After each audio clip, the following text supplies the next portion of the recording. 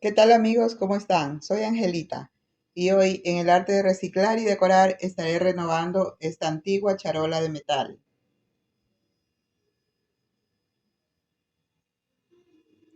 Ahora sí, comencemos.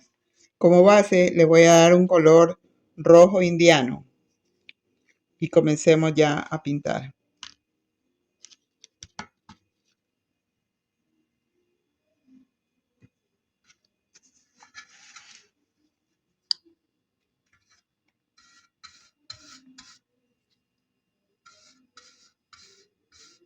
Comienzo a pintar por toda la superficie y luego dejo secar.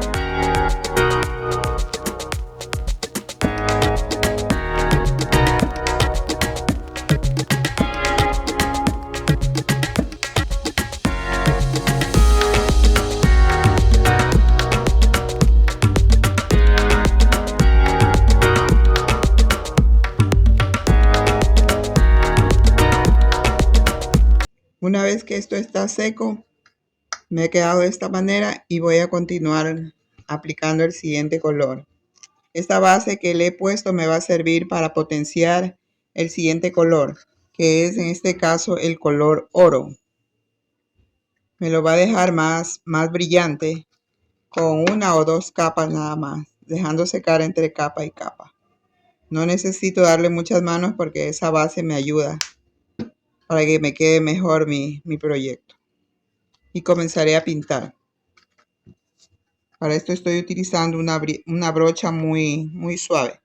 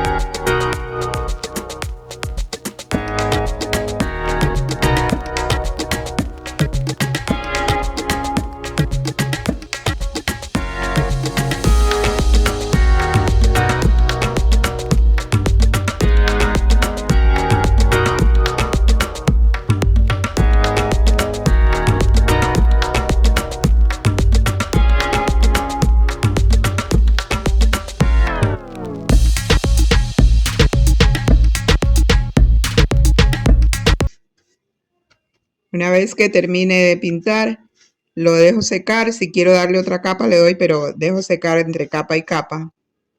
Pero creo que no es necesario porque el color de base ya ayuda bastante para que este color me quede muy brillante, muy bonito.